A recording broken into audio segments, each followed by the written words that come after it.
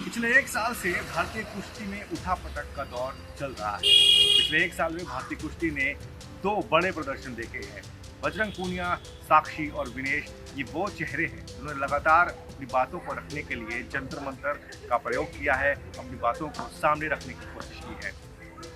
ब्रिजभूषण शरण सिंह के ऊपर में तमाम सीरियस एलिगेशंस लगाए गए, जिसमें सेक्सुअल हैरेसमेंट की बात भी कही गई थी। मामला कोर्ट तक पहुंचा था और उसके बाद सरकार ने कदम बढ़ाया था। ओवरसाइट कमेटी फॉर्म की गई थी। उसके बाद आईओए की तरफ से एड हॉक कमेटी का भी गठन किया गया था, जो कि डब्ल्यूएफआई के डे टू डे अफेयर्स का ध्यान रख रही थी। इस कमेटी का काम ये भी था जो तय समय में डब्ल्यूएफआई के इलेक्शंस करवाए। इलेक्शंस फिक्स किए गए, रिटर्निंग ऑफिसर्स को भी अपॉइंट किया गया, लेकिन तय दिन पर ये इलेक्शन नहीं हो पाए क्योंकि हाई कोर्ट ने स्टे लगा दिया, जिसके बाद सुप्रीम कोर्ट के कंसिडरेशन के बाद इलेक्शंस दोबारा से कराए गए। इस इलेक्शन में कुछ बड़े नाम भी उतरे थे।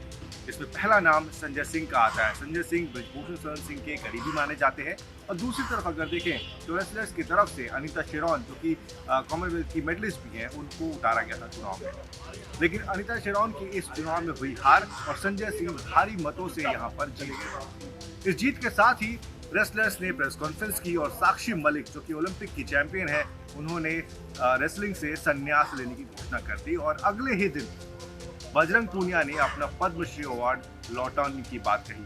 कोशिश भी की, वो गए भी, लेकिन उस अवार्ड को उन्हें रास्ते में छोड़कर जाना पड़ा, जिसको वापस पुलिस ने अपने पास रखा।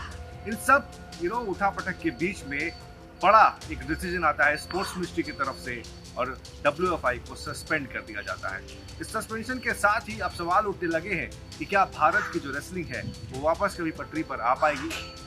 आनन फानन में खेल मंत्रालय ने आईओए को चिट्ठी लिखी और कहा कि आप दोबारा एड हॉक कमेटी का फॉर्मेशन कीजिए, जो कि फिर से डब्ल्यूएफआई के डे टू डे अफेयर्स का ध्यान रखेगी और वापस से चीज़ों को रास्ते में लाने की कोशिश की जाएगी। एज ऑफ नाउ भारत में रेसलिंग यानी कुश्ती का जो भविष्य है वो कहीं ना कहीं अंधेरे में है, लेकिन देखना होगा कि आगे किस तरीके से खेल मंत्रालय और आईओए डब्ल्यूएफआई के जो चीज़ें हैं उसको सॉर्ट आउट करता है।